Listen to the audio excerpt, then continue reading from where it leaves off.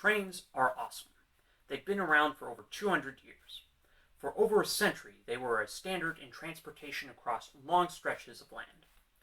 One of the most recognizable achievements of engineering in America is the Transcontinental Railroad.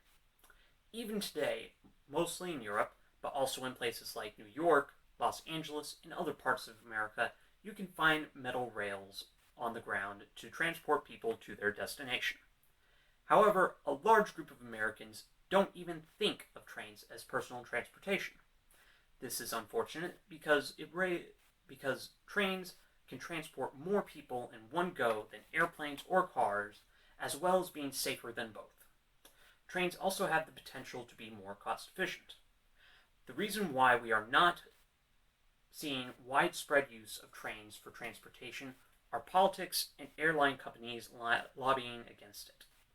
We need to change this, because trains are the best mode of transportation created by mankind. Here are the reasons why. Trains can transport people more safely than airplanes or cars. It was estimated in 2013 that only one death occurs every 5 billion miles traveled by train. That'd be like making a trip to the moon 21,000 times before anyone got hurt. According to the Federal Railroad Administration's Office of Safety Analysis, only 5 train passengers died in 2012. In comparison, you get 2.5 deaths if going by plane and 20 if you're going by car.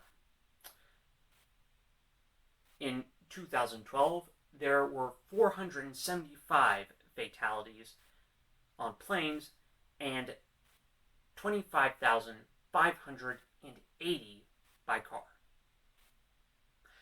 Trains are also more flexible than cars or planes. A car or plane can only take a certain amount of people.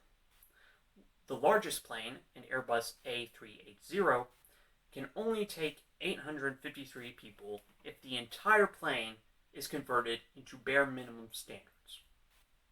That might get you a sitting space between 2 people with a little folding tray and no elbow room. For those who haven't ever traveled in economy class before, imagine a flying can of human sardines. As for cars, the largest you can get before getting into bus or limousine territory is about somewhere between 7 to 10 people, depending on the make and model. Trains, on the other hand, have the potential for nearly unlimited number of passenger cars. All you have to do is add more engines and you can pull more cars. Trains also have the potential to be cost efficient. Trains run on diesel, a more energy-dense fuel. An average freight train can pull up to 435 tons of freight on a single gallon per mile.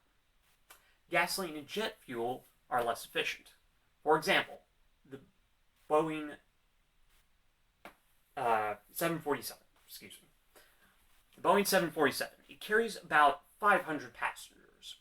Assuming that the passengers are all 20-year-old males from the United States, they would average 195 pounds per person. That's about 48 tons total. The Boeing 747 fuel efficiency is about 5 gallons per mile. In short, a Boeing 747 moves less tonnage with more fuel than a train. Using the same average with a 10-person car, and a 10-person car has about 13 miles per gallon efficiency, that's moving 1 ton, 13 miles on 1 gallon. As you can see, trains can be far superior when it comes to moving items and people. America also has twice as much railroad track laid down than China. It is by far the largest railway system on the planet. But other first world countries have more riders than we do. These days, most of what trains carry is freight. Why don't we ride on trains? There are many reasons why we don't ride on rails as often as our European cousins. A major factor is lack of investment. and a preference to cutting-edge, high-speed train technology rather than just upgrading what we already have. This stems from American passenger trains traveling on tracks that are owned by freight companies.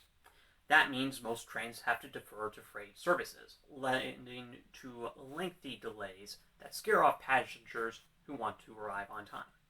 And if not enough customers use the trains, nobody wants to invest in the business, thus, lack of investment. Traveling by cars is also common. Gasoline is cheaper than in Europe, mostly because of lower taxes. Also, a majority of our roads are toll-free compared to Europe, which most of the roads have a toll somewhere on it. Then you have air travel, which is widely available and the most popular. Airlines also fear competition from the high-speed rails and regular rails and all types of things that are ground-based. Thus, they lobby against it. This leads to campaign donations to politicians who end up relying on their money amongst, admittedly, other lobbyists, but they're part of the equation. This leads to more politicians against railroad travel for mercenary reasons. The way to change this, of course, is to spread the word about the expensive injustice to the American people. Start telling your representatives that, in no uncertain terms, that you want rail transportation over air or road transportation. Show them that it won't matter how much money they are going to be given, they will not be receiving your support when elections roll around. Tell them that you want a better, more reliable, and cheaper form of transportation. In short, trains are the best transportation method available. Trains can transport more people safely than airplanes or cars. Trains also have the potential to be more cost efficient, using less fuel for more tonnage than both air travel and car travel combined. Unfortunately, politics and airline companies seem to be dead set against the use of trains as transportation. Show your support for commercial train transportation, and we might make a cheaper and safer form of transportation a reality. Thank you.